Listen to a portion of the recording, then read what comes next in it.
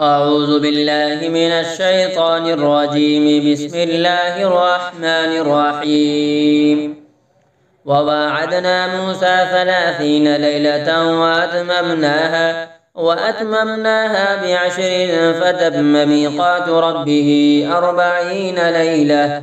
وقال موسى لأخيه هارون اخلفني في قومي وأصلح ولا تتبع سبيل المفسدين.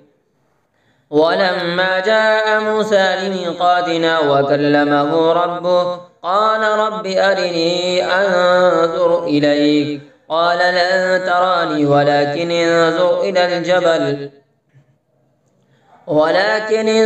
إلى الجبل فإن استقر مكانه فسوف تراني. فلما تجلى ربه للجبل جعله دكا وخر موسى صعقا. فلما أفاق قال سبحانك تبت إليك وأنا أول المؤمنين. قال يا موسى إني اصطفيتك على الناس برسالاتي وبكلامي فخذ ما آتيتك وكن من الشاكرين.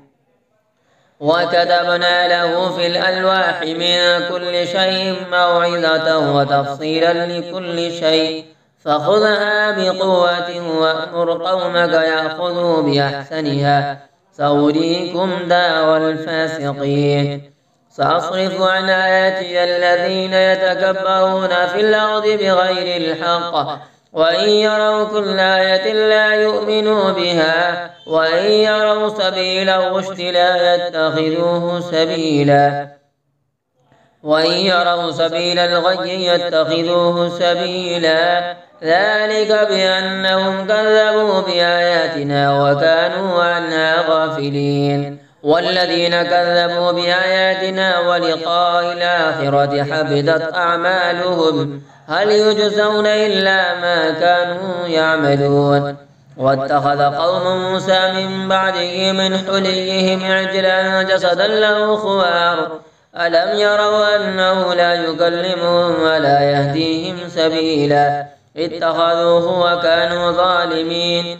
ولما سقط في أيديهم ورأوا أنهم قد ضلوا قالوا لئن لم يرحمنا ربنا ويغفر لنا لنكونن من الخاسرين. ولما رجع موسى إلى قومه غضبان آسفا قال بئس ما خلفتموني من بعدي أعجلتم أمر ربكم وألقى الألواح وأخذ برأس أخيه يجره إليه قال ابن أم إن القوم استضعفوني وكادوا يقتلونني فلا تشمت بي الأعداء ولا تجعلني مع القوم الظالمين.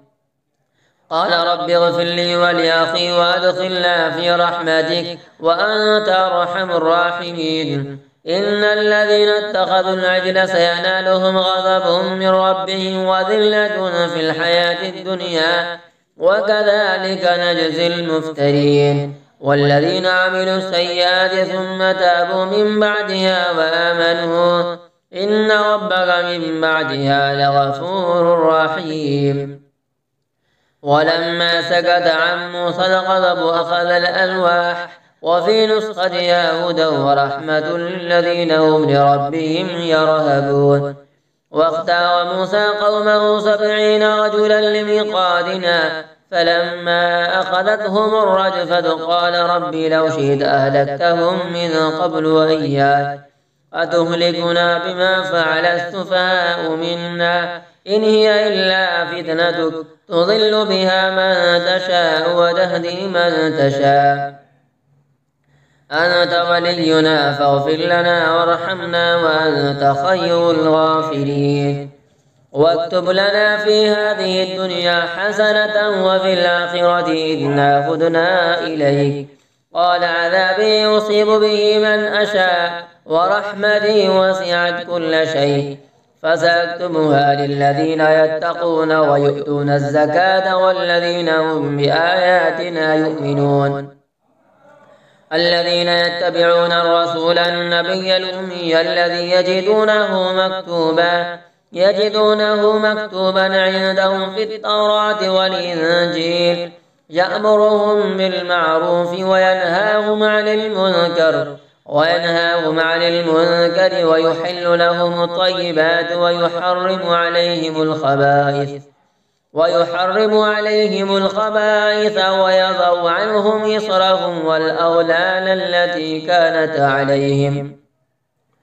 فالذين آمنوا به وعزروه ونصروه واتبعوا النور الذي أنزل معه أولئك هم المفلحون. قل يا أيها الناس إني رسول الله إليكم جميعا الذي له ملك السماوات والأرض لا إله إلا هو يحيي ويميت فآمنوا بالله ورسوله النبي الأمي الذي يؤمن بالله وكلماته واتبعوه لعلكم تهتدون. ومن قوم موسى أمة يهدون بالحق وبه يعدلون. وقطعناهم 12 أسباطا أمما وأوحينا إلى موسى إذ استسقاه قومه أن اضرب بعصاك الحجر فانبجست منه 12 عينا قد علم كل ناس مشربهم وظللنا عليهم الغمام وأنزلنا عليهم المن والسلوى كلوا من طيبات ما رزقناكم وما ظلمونا ولكن كانوا أنفسهم يظلمون.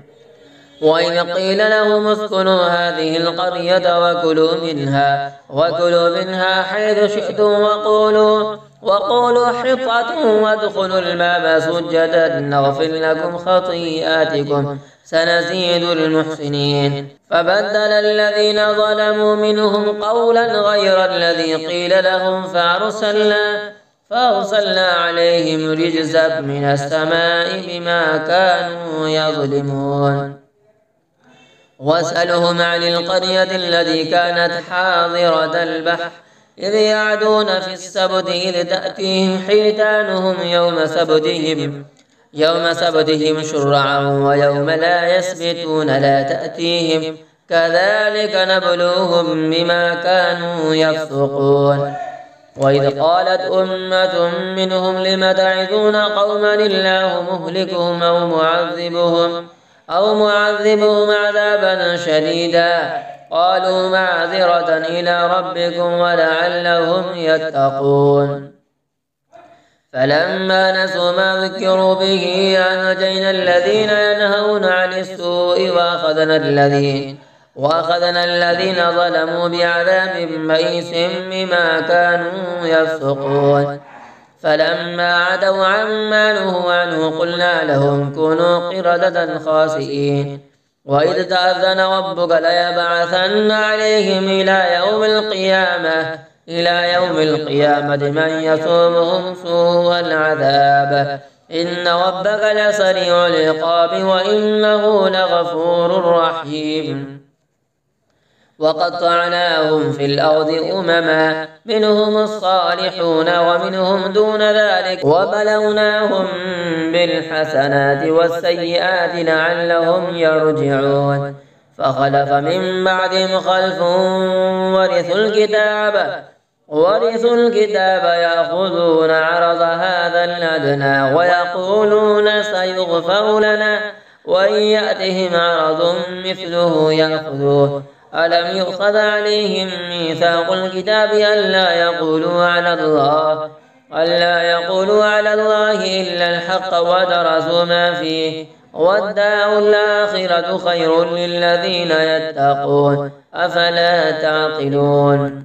والذين يمسكون بالكتاب وأقاموا الصلاة إنا لا نضيع أجر المصلحين. وإذ نتقنا الجبل فوقهم كأنه ظلة وظنوا أنه واقع بهم خذوا ما آتيناكم بقوة واذكروا ما فيه لعلكم تتقون.